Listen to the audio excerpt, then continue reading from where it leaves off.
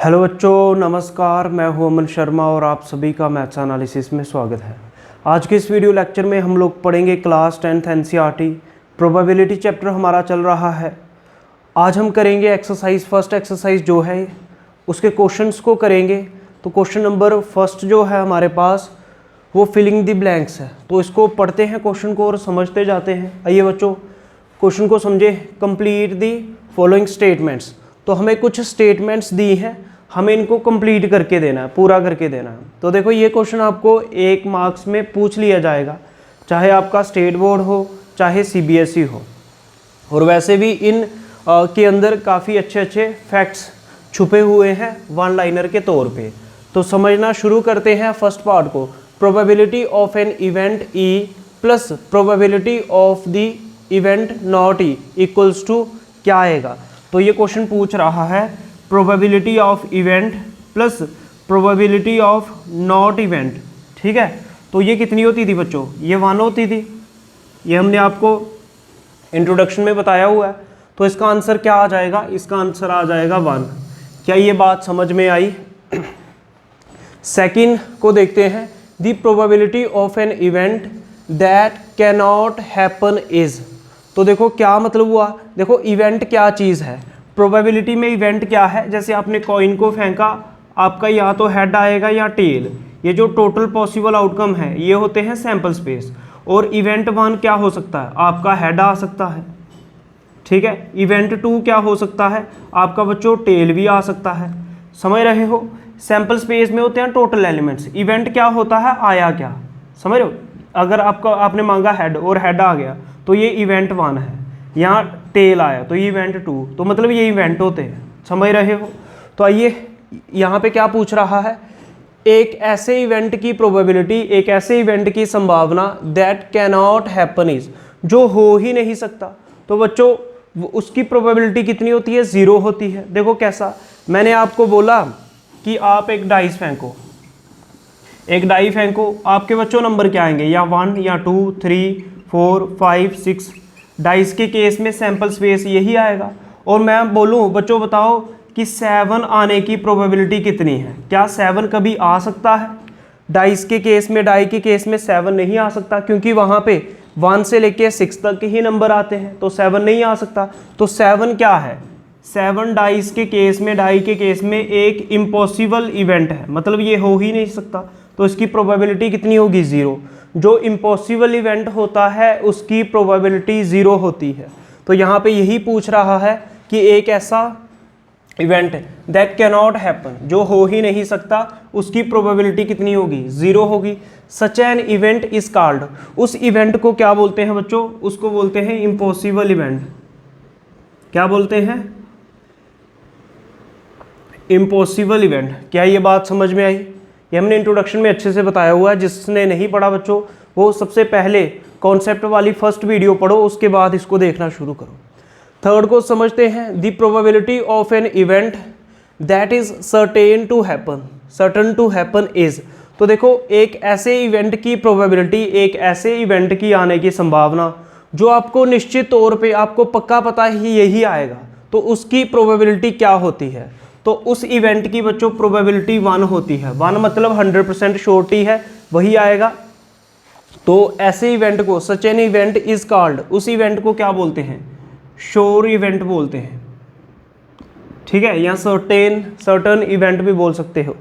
समझ में आ रही है बात? देखो कैसे, मेरे पास है, मान लो एक बॉक्स है, बॉक्स के अंदर ग्रीन रंग की गेंद है, बॉक्स के अंदर ग्रीन कलर की बॉल है। तो मैं बोलूँगा कि बच्चों इसके अंदर 10 ग्रीन बॉल्स हैं, तो इसमें से एक बॉल बताओ। तो बताओ क्या वो बॉल ग्रीन रंग की आएगी? तो बच्चों वो बॉल ग्रीन कलर की ही आएगी, क्योंकि इसके अंदर है ही ग्रीन कलर की बॉल। सभी गेंदें ग्रीन रंग की हैं तो ग्रीन ही बॉल निकलेगी, पक्का पता है वही निकलेगी, है ही एक ही कलर। तो ऐसा जो श्योर इवेंट होता है इसको श्योर इवेंट बोलते हैं या सर्टन इवेंट बोलते हैं। और इसकी आने की प्रोबेबिलिटी 1 होती है। 1 मतलब 100% वही आएगा। देखो 100% कितना होता है? 1 ही होता है 100% को, परसेंट की जगह नीचे 100 तो काट के 1 आएगा। समझ रहे हो? तो ये आंसर आ जाएगा। नेक्स्ट देखते हैं। The sum of all the probabilities of all the elementary events of an experiment is. तो सभी प्रोबेबिलिटीज़ का सम कितना आएगा। तो देखो जितनी, अगर आपको एक सैम्पल स्पेस दिया है उसमें अलग अलग इवेंट की प्रोबेबिलिटी आप फाइंड कर रहे हो, तो लास्ट में जब सभी की प्रोबेबिलिटी का सम करोगे वो हमेशा 1 के इक्वल आता है। ये भी हमने समझाया हो आपको इंट्रोडक्शन में, समझ रहे हो, ये नोट भी रख लेना। बोलो बात समझ में आई। नेक्स्ट पढ़ते हैं बच्चों, ये क्या है, the probability of an event, ये बड़ा ही अच्छा फैक्ट है इसके अंदर, इज ग्रेटर देन और equals to dash and less than और इक्वल्स टू डैश।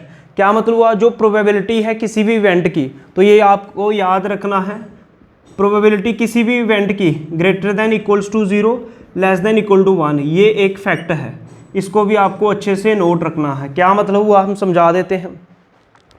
किसी भी इवेंट की प्रोबेबिलिटी या तो 0 से बड़ी आएगी या 0 के बराबर आ सकती है, समझ रहे हो, मतलब 0 के इक्वल भी आ सकती है, 0 से बड़ी भी आ सकती है, लेकिन उसी इवेंट की प्रोबेबिलिटी क्या आएगी, 1 के इक्वल भी आ सकती है और 1 से छोटी भी आ सकती है। मतलब आपको कहने का ये है, प्रोबेबिलिटी हमेशा 0 और 1 के बीच में चलेगी, 0 भी आ सकती है 1 भी आ सकती है, और इनके बीच की वैल्यूज आएंगी, 1 से कभी बड़ी नहीं होगी और 0 से कभी छोटी नहीं होगी। तो ये मतलब है इसका, मतलब आपको अच्छे से और समझना हो इसको, तो देखो क्या करते हैं, यहाँ पे देखते जाइए, नोट कर लीजिएगा इसको। तो ध्यान से देखिए, प्रोबेबिलिटी हमेशा क्या आएगी, देखो आपकी प्रोबेबिलिटी क्या 0 आ सकती है, हाँ जी आ सकती है। क्या आपकी प्रोबेबिलिटी 1 आ सकती है, हाँ आ सकती है। क्या आपकी प्रोबेबिलिटी -3 आ सकती है, नहीं आ सकती, बताओ क्यों, 0 से छोटी प्रोबेबिलिटी नहीं आएगी, समझ रहे हो। क्या आपकी प्रोबेबिलिटी 10 आ सकती है, नहीं आ सकती, 1 से बड़ी नहीं आएगी। क्या आपकी प्रोबेबिलिटी 0.3 आ सकती है, आ सकती है, क्योंकि 0 और 1 के बीच में चलेगी, 0 और 1 के बीच में चलेगी, समझ रहे हो, ठीक है, मतलब 0 और 1 के बीच में चलेगी और 0 और 1 भी आ सकता है। मतलब मैं ऐसे बोल सकता हूँ प्रोबेबिलिटी आपकी कहाँ पे लाई करती है, फ्रॉम 0 to 1, 0 से 1 के बीच में, 0 से लेके 1 के तक प्रोबेबिलिटी लाई करती है। मतलब 0 भी आ सकती है 1 भी आ सकती है, और इसके अंदर जितनी वैल्यू वो सारी आ सकती है, लेकिन नेगेटिव प्रोबेबिलिटी नहीं आएगी। तो इसको फिर से पढ़ो, the probability of an event is greater than और इक्वल्स टू, किससे बड़ी और किससे बड़ी बराबर आ सकती है, probability of an event greater than किसके, 0, और इक्वल्स टू किसके, 0। तो सबसे पहले यहाँ पे क्या आएगा, 0, एंड लेस देन और इक्वल्स टू, और किससे कम आएगी प्रोबेबिलिटी, हमेशा आपकी 1 से कम आएगी और 1 के बराबर भी आ सकती है, तो इधर आ जाएगा 1। क्या ये पता चला। तो ये क्वेश्चन नंबर फर्स्ट था, इसको अच्छे से नोट कर लो आप।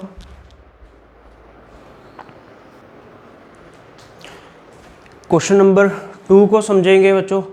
Which of the following experiments have equally likely outcomes explain. हमें इस क्वेश्चन के अंदर, सेकंड क्वेश्चन के अंदर कुछ पार्ट्स दिए गए हैं, हमें बताना है इनमें से कौन से इवेंट्स जो हैं वो इक्वली लाइकली हैं। अब इक्वली लाइकली इवेंट्स कौन से होते हैं बच्चों, ध्यान से सुनिए। इक्वली लाइकली आपको इसके अंदर ही मीनिंग दिखेगा। इक्वली लाइकली मतलब जिनके होने की संभावना बिल्कुल बराबर हो, दोनों की संभावना 50-50% हो, समझ रहे हो, दोनों के आने के चांसेस बिल्कुल इक्वल हो। देखो जैसे मैं आपको बोलूँ एक कॉइन को उछालो, सिक्के से टॉस करो, तो सिक्के से टॉस करोगे या तो हेड आएगा या टेल, दोनों के आने के चांसेस बिल्कुल इक्वल हैं, दोनों के आने के चांसेस बिल्कुल बराबर हैं। आपका हेड भी आ सकता है, टेल भी आ सकता है, 50-50% है। तो ये जो कॉइन है, कॉइन से टॉस करना, तो ये एक इक्वली लाइकली इवेंट है, समझ रहे हो। तो इक्वली लाइकली इवेंट्स वो हुए जिनमें आने की संभावना बिल्कुल इक्वल हो, समझ रहे हो, बिल्कुल फेयर हो। लेकिन देखो यही मैं अगर सिक्का लूँ, कोई ऐसा सिक्का लूँ, कॉइन 2 सिक्के लूँ, ध्यान से सुनना बच्चों, दोनों सिक्कों को ऐसे करके जोड़ दो किसी भी तरीके से, किसी ग्लू के साथ, तो इस साइड भी इसका हेड हो, इस ये हेड है, ये भी हेड है, इधर भी हेड जोड़ दिया, और इसकी जो बैक साइड है, ठीक है, जो बैक साइड है उसके ऊपर भी हेड आए, मतलब मैंने दोनों के टेल जोड़ दी, और इस तरफ भी हेड है, इस तरफ भी हेड है। अब जब मैं सिक्के को उछालूंगा, टॉस करूंगा, तो जो गिरेगा हमेशा हेड गिरेगा। अब ये इक्वली लाइकली इवेंट नहीं रहा, क्यों, क्योंकि आपने इसमें क्या कर दिया है, अनफेयर कॉइन बना दिया है इसको, दोनों साइड हेड यूज करके। समझ में आ रही है बात। तो इक्वली लाइकली वो इवेंट होगा जिसके आने के चांसेस बिल्कुल इक्वल हो, कोई चीटिंग नहीं करनी। लेकिन नॉट इक्वली, ये किसकी एग्जाम्पल हुई, नॉट इक्वली लाइकली, तो इसके आने की संभावना बिल्कुल बराबर नहीं है। ये अनफेयर कॉइन है, ये फेयर कॉइन है। समझ रहे हो, ये बात समझ में आई। एक मूवी के अंदर भी था ऐसा, ठीक है, वो ढूंढ लेना कौन सी मूवी थी। तो अब क्वेश्चन को पढ़ते हैं। तो देखो क्वेश्चन क्या है, समझ में आ गया, इक्वली लाइकली, ठीक है। A driver attempts to start a car. अब देखो एक ड्राइवर है, ड्राइवर ने क्या किया, कार को स्टार्ट करने की कोशिश की, अटेम्प्ट किया, कार को स्टार्ट कर रहा है कोई ड्राइवर, ठीक है। द कार स्टार्ट्स और डज नॉट स्टार्ट, ठीक है, कार क्या स्टार्ट होगी या नहीं स्टार्ट होगी, समझ रहे हो, क्या कार स्टार्ट होगी या नहीं स्टार्ट होगी। तो इस चीज़ को आपको बताना है, क्या ये इक्वली लाइकली है या इक्वली लाइकली नहीं है, समझ रहे हो। देखो अब जब ड्राइवर कोई कार को स्टार्ट करने जाएगा, अब कार स्टार्ट हो भी सकती है, नॉर्मली हो ही जाएगी, लेकिन मान लो अब कुछ उसके अंदर कुछ फॉल्ट पड़ गया तो कार स्टार्ट नहीं होगी, समझ रहे हो। तो इसमें ये कंडीशन पे डिपेंड करेगा ना, अगर कार ख़राब है तो फिर कैसे स्टार्ट होगी, तो ऐसे नॉर्मली स्टार्ट हो जाएगी। तो ये इक्वली लाइकली नहीं है, समझ में आ रही है बात।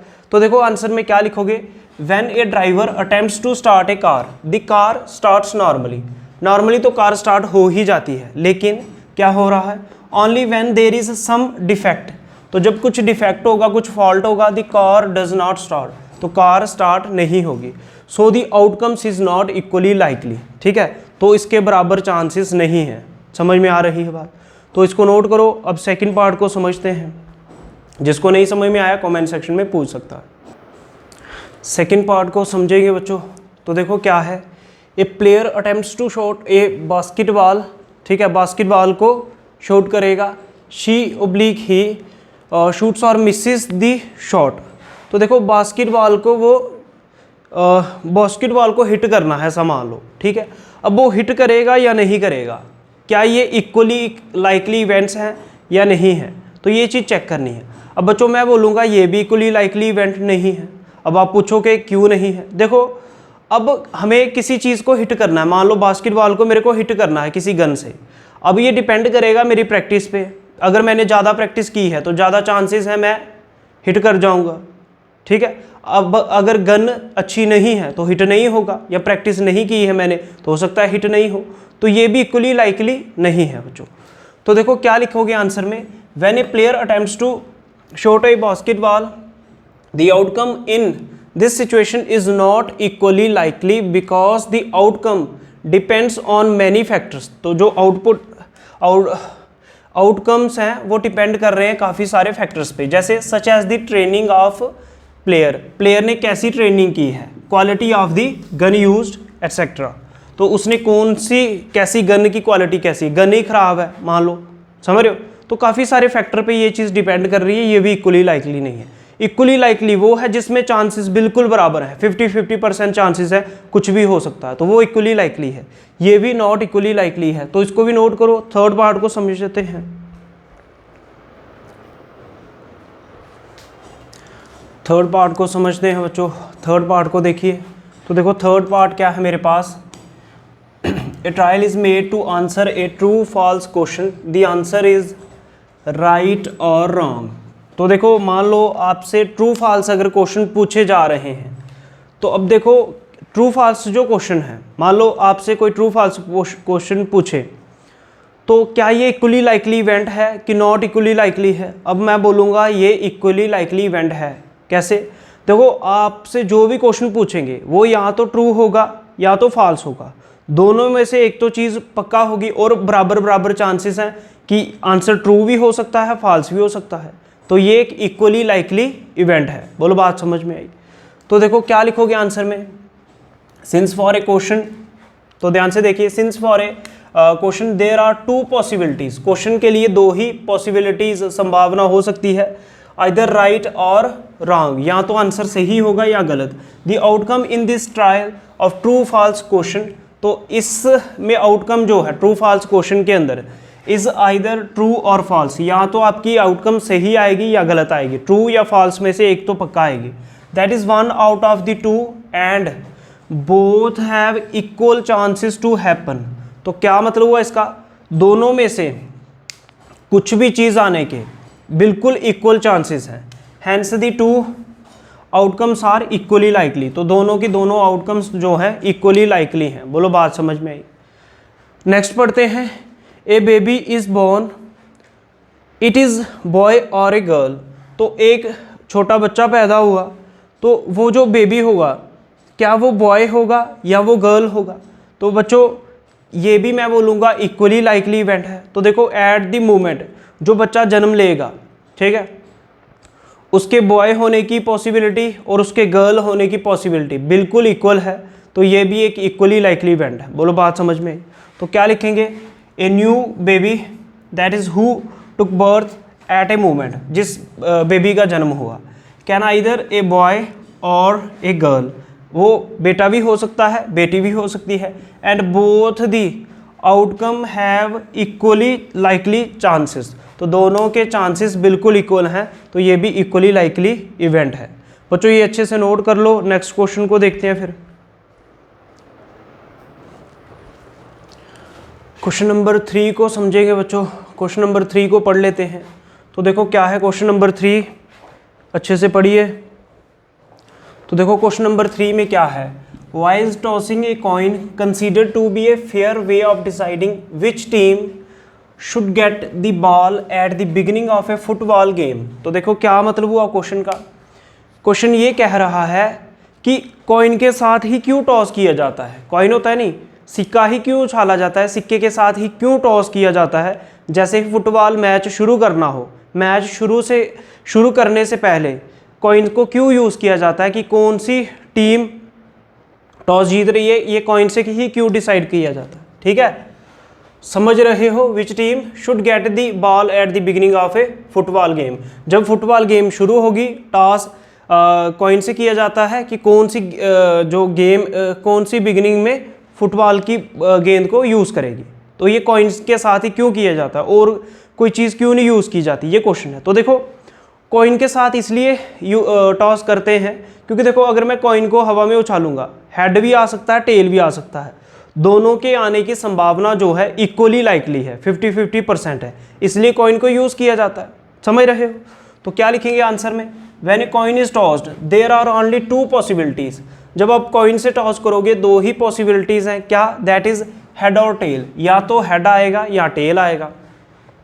Both have equally likely to happen, दोनों के आने की संभावना बिल्कुल बराबर है।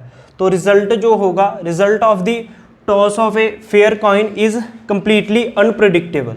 तो क्या है, जो फेयर कॉइन है, फेयर कॉइन है मतलब जो सिक्का है, सही सिक्का है, मतलब जिसके एक साइड हेड है एक साइड टेल है। ऐसा नहीं हो कि आपने दोनों साइड हेड लगा दिया तो फिर नॉट इक्वली लाइकली हो जाएगा। तो उसका रिजल्ट हम प्रिडिक्ट नहीं कर सकते, पहले बता नहीं सकते, इसलिए टॉस हेड टेल से कॉइन से ही करना अच्छा रहता है। क्वेश्चन नंबर 4 को समझेंगे बच्चों। Which of the following can not be the probability of an event. कौन सी इनमें से प्रोबेबिलिटी नहीं हो सकती किसी भी इवेंट की। देखो सबसे पहले आपको ये पता होना चाहिए कि प्रोबेबिलिटी इवेंट की हमेशा greater than equal to 1 less than equal to probability of an event greater than equal to 0 और लेस दैन इक्वल टू 1 रहती है। मतलब क्या हुआ इसका कि 0 के बराबर भी आ सकती है, 1 के बराबर भी आ सकती है, और 0 से बड़ी भी आ सकती है और 1 से छोटी आ सकती है, लेकिन कभी 0 से छोटी नहीं होगी और कभी 1 से बड़ी नहीं होगी, मतलब इसी के बीच में लाई करेगी। समझ में आ रही है बात? अगर मैं इसको नंबर लाइन के ऊपर बनाऊँ तो मतलब ये 0 है, मान लो ये 1 है, तो 0 भी आ सकता है 1 भी आ सकता है, और इसके बीच में जितनी भी वैल्यू आ रही है वो भी आ सकती हैं। तो ये प्रोबेबिलिटी है। इसके इधर वाली कोई भी वैल्यू नहीं आ सकती और इसके बाहर वाली वैल्यू भी कोई नहीं आ सकती। समझ रहे हो? इधर वाली वैल्यू कोई नहीं आ सकती, 0 से नीचे वाली वैल्यू भी नहीं आ सकती, यहीं तक आपकी प्रोबेबिलिटी आ सकती है। अच्छा अब क्वेश्चन को पढ़ते हैं। तो मतलब पहली चीज़ तो ये आंसर गलत है। मतलब क्या कभी भी प्रोबेबिलिटी -1.5 आएगी? प्रोबेबिलिटी कभी भी नेगेटिव में नहीं आती, तो ये इसका सही आंसर है। उसने पूछा था कौन सी प्रोबेबिलिटी नहीं आ सकती, तो माइनस वाली नहीं आ सकती, तो इस क्वेश्चन का आंसर ये होगा, आपको लिखना होगा ऑप्शन बी इज करेक्ट। ठीक है, ये नोट कर लीजिए। ठीक है, क्वेश्चन नंबर 4 को नोट कीजिए। क्वेश्चन नंबर 5 को समझते हैं बच्चों। तो देखो क्या दिया है, if probability of event equals to 0.05, हमें किसी इवेंट की प्रोबेबिलिटी गिवन है और हमसे पूछ रहा है what is the probability of not E, मतलब नॉट ई की प्रोबेबिलिटी निकालनी है। तो देखिए सबसे पहले जो गिवन है वो लिख लीजिए। तो क्या लिखोगे, हेयर, हेयर का मतलब होता है गिवन, प्रोबेबिलिटी ऑफ इवेंट कितनी गिवन आपको 0.05। तो हमें फाइंड क्या करना है, प्रोबेबिलिटी ऑफ नॉट ई को ऐसे लिखते हैं, ठीक है, नॉट प्रोबेबिलिटी ऑफ नॉट ई, तो नॉट ई को ऐसे लिखते हैं, ये आपको फाइंड करना है। बोलो बात समझ में आ रही है। तो देखो फार्मूला क्या होता है, वी नो, आपको क्या पता है, probability of event plus probability of not event, इसको कॉम्प्लीमेंट ऑफ ई भी बोल सकते हो, नॉट ई भी बोल सकते हो, इन दोनों का सम 1 के बराबर होता है। और प्रोबेबिलिटी ऑफ ई कितना गिवन आपको बच्चों 0.05 प्लस नॉट ई की प्रोबेबिलिटी आपको फाइंड करनी है इक्वल्स टू 1। तो ये आपने कहाँ से लिख दिया, रीज़न दोगे, because probability of event equals to 0.05, ये आपको गिवन थी। यहाँ तक बात समझ में आई।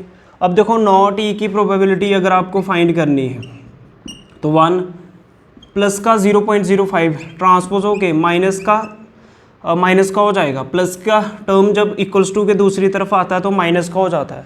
अब इन दोनों को देखो बच्चों, जिसको नहीं आता माइनस करना, जिसको आता है वो कर लो। तो 1.00 लिखना पड़ेगा और ये टर्म माइनस करनी है 0.05, इन दोनों को माइनस करना है। अब देखो 0 में से 5 नहीं जाता, 1 यहाँ पे कैरी आएगा, ये 10 बनेगा। जब 10 यहाँ पे आगे कैरी करेगा 1 को तो ये 10 बन जाएगा, यहाँ पे 9 रह जाएगा और यहाँ पे 0 रह गया क्योंकि 1 आगे चला गया। 10 में से 5 गया तो 5, 9 में से 0 गया तो 9, पॉइंट की जगह पॉइंट, तो 0 माइनस 0 कितना होता है, 0 ही होता है, तो 0.95 आएगा। तो आपकी जो प्रोबेबिलिटी आएगी नॉट ई की वो आएगी 0.95। क्या ये बात समझ में आई? इसको नोट कीजिए बच्चों, ये क्वेश्चन नंबर 5 है।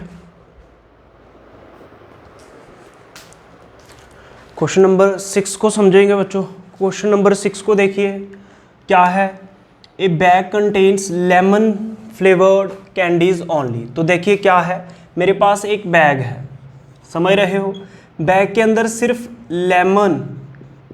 लेमन फ्लेवर्ड, ठीक है, लेमन फ्लेवर्ड कैंडीज हैं, टॉफ़ियाँ, पता है नहीं, देसी भाषा में, लोकल भाषा में हम टॉफ़ियाँ बोलते हैं, तो वो मजाक की बात ही। तो देखो इधर लेमन फ्लेवर्ड कैंडीज़ हैं एक बैग के अंदर, ठीक है, ध्यान दीजिए, इधर बैग के अंदर सिर्फ लेमन फ्लेवर्ड कैंडीज़ है। देखो भाषा के आधार पे समझना इसको। तो क्या हुआ आगे, मालिनी टेक्स आउट, तो कोई लड़की है मालिनी, उसने एक candy, takes out 1 candy without looking into the bag, उसने बैग के अंदर नहीं देखा और बिना देखे एक कैंडी बाहर निकाल ली। यहाँ तक बात समझ में? व्हाट इज़ द प्रोबेबिलिटी, इस चीज़ की क्या संभावना है, दैट शी टेक्स आउट, तो क्या इस चीज़ की क्या संभावना है अगर एक बैग के अंदर सिर्फ लेमन फ्लेवर्ड कैंडीज़ है। ध्यान से देखिए, बैग के अंदर सिर्फ लेमन फ्लेवर्ड कैंडीज़ हैं और मालिनी एक लड़की उसके अंदर बिना देखे एक कैंडी को बाहर निकालेगी, तो इस चीज़ की क्या प्रोबेबिलिटी है कि वो ऑरेंज फ्लेवर्ड कैंडी निकाल लेगी बाहर? बोलो मेरे को ये बताओ। बैग के अंदर सिर्फ लेमन फ्लेवर्ड कैंडीज़ हैं और वो बिना देखे ऑरेंज फ्लेवर्ड कैंडीज़ कैसे निकाल लेगी? बैग के अंदर तो ऑरेंज फ्लेवर्ड कैंडीज़ है ही नहीं, तो मतलब ये जो चीज़ वो पूछ रहा है, बोलो बच्चों कौन सा इवेंट है ये? हाँ, इम्पॉसिबल इवेंट है। काफ़ी बच्चों ने सही जवाब दिया, जिनका गलत जवाब आ रहा है वो रिवीजन नहीं कर रहे, अच्छे से रिवाइज करके फिर क्लास देखा करो। तो देखो बोलता इसकी प्रोबेबिलिटी क्या है कि ऑरेंज फ्लेवर्ड कैंडी निकलेगी, तो ऑरेंज फ्लेवर्ड कैंडी इस बैग के अंदर है ही नहीं, तो कहाँ से निकलेगी? ये तो इम्पॉसिबल इवेंट है, इसलिए इसकी प्रोबेबिलिटी क्या होगी? 0। तो फर्स्ट पार्ट का आंसर भी देख लो, since bag contains only lemon flavoured candies, bag के अंदर सिर्फ लेमन फ्लेवर्ड कैंडीज हैं, there is no orange candies, उसके अंदर ऑरेंज कैंडीज है ही नहीं बैग के अंदर, तो ये क्या हुआ? इट इज़ इम्पॉसिबल इवेंट, तो ये इम्पॉसिबल इवेंट हुआ। Probability of getting orange flavoured candy equals to 0, तो ऑरेंज वाली कैंडी भाई निकल ही नहीं सकती, उस बैग के अंदर है ही नहीं, कहाँ से निकालेगा वो बच्चा? सेकंड पार्ट में हमें चेक करना था ए लेमन फ्लेवर्ड कैंडी, तो ये बताओ लेमन फ्लेवर्ड कैंडी आने की संभावना क्या है? अब देखो मेरे पास एक बैग है, बैग के अंदर सिर्फ लेमन फ्लेवर्ड कैंडीज़ है, तो मैं हाथ निकाल के एक कैंडी निकाल लूँगा उसके अंदर से, तो इस चीज़ की कितनी प्रोबेबिलिटी है कि वो लेमन वाली ही निकलेगी? सारी की सारी उसके अंदर लेमन वाली कैंडीज़ हैं, तो जब मैं एक भी निकालूंगा तो वो लेमन वाली ही निकलेगी, पक्का वही निकलेगी क्योंकि है ही वो है। तो ये श्योर इवेंट है ही लेमन वाली और निकलेगी भी लेमन वाली। तो ये जो श्योर इवेंट होता है उसकी प्रोबेबिलिटी कितनी होती है, श्योर इवेंट की प्रोबेबिलिटी कितनी होती है 1, और इम्पॉसिबल इवेंट की प्रोबेबिलिटी कितनी होती है 0। ये आपको इंट्रोडक्शन में भी बताया हुआ है। तो इसका आंसर क्या लिखोगे, since there are only lemon flavoured candies it is sure event, उसके अंदर है ही सिर्फ लेमन फ्लेवर्ड कैंडीज, तो ये एक श्योर इवेंट है। तो therefore probability of getting lemon flavoured candy equals to 1। तो ये क्वेश्चन नंबर 6 है, इसको अच्छे से बच्चों नोट कर लो। कहीं से भी कुछ भी डाउट लगे कमेंट सेक्शन आपके लिए खुला है, बेझिझक आप पूछ सकते हो, अपने विचार वहाँ पे रख सकते हो। इसको अच्छे से नोट कर लो बच्चों, क्वेश्चन नंबर 6 को।